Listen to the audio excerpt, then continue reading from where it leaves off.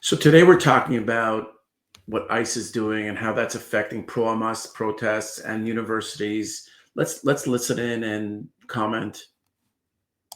Hi, Shannon. I have not left Columbia University, it feels like, in days because there are still protests out here and the investigations continue by the Trump administration. But out there in Massachusetts, that student taken into custody by ICE and the whole thing caught on camera.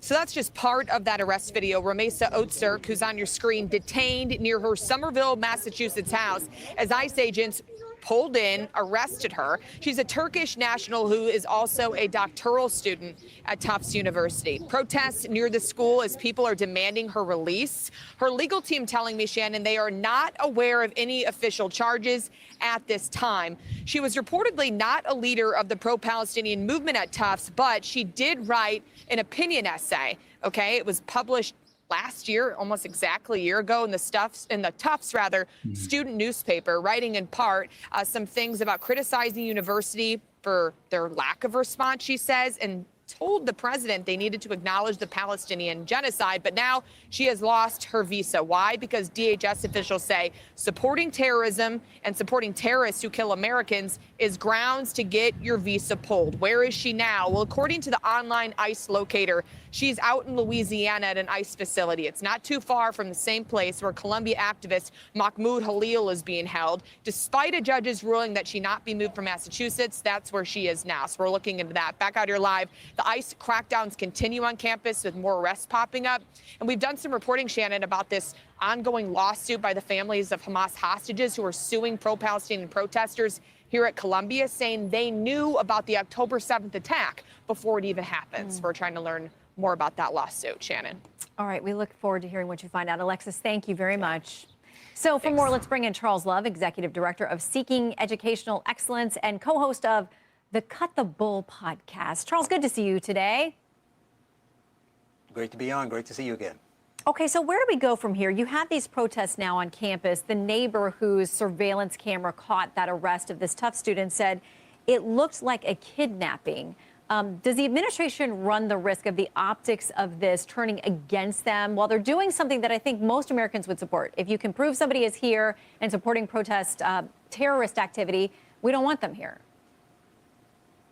Well, they definitely run the risk of that, but I don't think they are too concerned about that, and they shouldn't be, in the sense that each case has to be taken individually. So we'll look at what she wrote and what the protesters are doing and kind of define whether it crosses the line. And I do know that there is some nuance there. So if you look at these two most prominent cases, I don't know, I didn't read her letter, so I don't know what she wrote. So it's a difference between saying we think what's happening in Palestine is a genocide, and in the other guy's case who openly said, death to the West, and he wants to, destroy the Western civilization. And I think that one is clear to not have that person in the country, and the other, you kind of have to look at it case by case.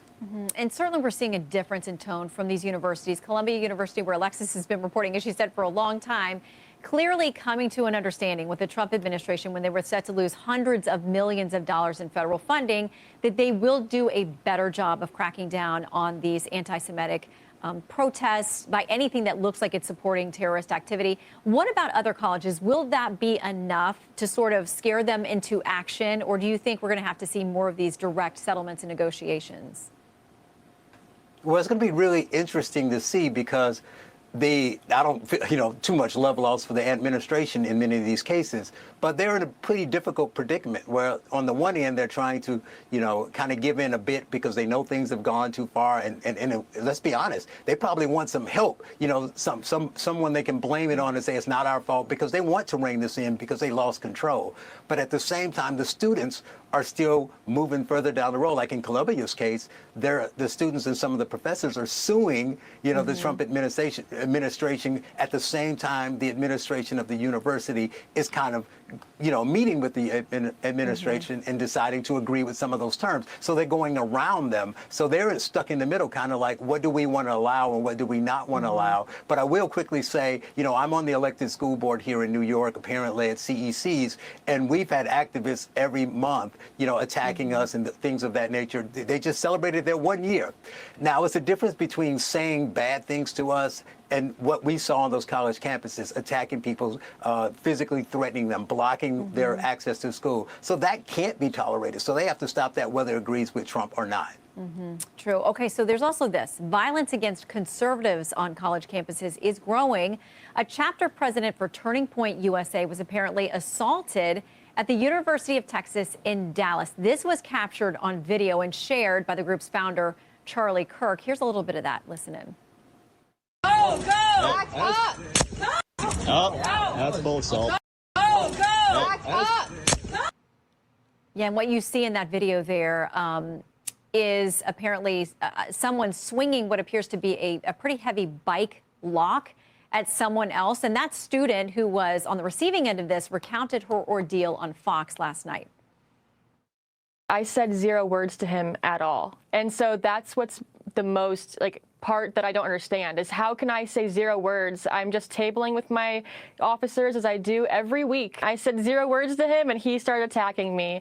He swung the bike lock, it hit our table, our phones were destroyed, and my head was severely injured. So that incident comes as we're seeing the dangerous trend of these swatting calls targeting conservative commentators and influencers. One author and columnist was woken up at 1 a.m. at his home in Alabama to officers, 3 of them with their guns drawn. Here's how he described how it went down. I can only see silhouettes of them. And thanks to my dog, I saw them before they saw me. They came in, as they described it, blacked out, meaning no lights on their cars, no sirens. And here it is, 1:15 in the morning. I'm thinking I'm about to be in a firefight. This is definitely terrorism. And this is an attempt to use local law enforcement as proxy assassination squads. Yeah, and we know that it puts the law enforcement officer in danger as well. Every one of them was called to these events. But Charles, to the campus idea and to the swatting, have we just gotten to a point where people cannot tolerate a viewpoint different than their own? Yeah, these are terrible crimes and they need to be prosecuted as such. And it goes beyond, I mean, obviously it's more of a political ideology and they're basing this on the person's political views, but it goes beyond that. I mean, it wasn't that long ago that they were calling parents who cared about what happened to their kids in school domestic terrorists. And now we're at a point that because you don't like someone's views, you're okay with violent and criminal activity. That's completely insane. And as you say, swatting people is not the same as, it's not just, like that gentleman said, a possible assassination attempt. You're threatening neighbors, bullets can go through windows, you're threatening local police. It's a violent situation. And same thing with attacking the cars, attacking owners of a Tesla because you don't like Elon Musk, as if. Can't we learn to just get along and we could agree to disagree? I have a different viewpoint and let's just start getting along. It's become so polarized. And I feel that when you walk in the street, there's so much pent up anger and frustration and anger.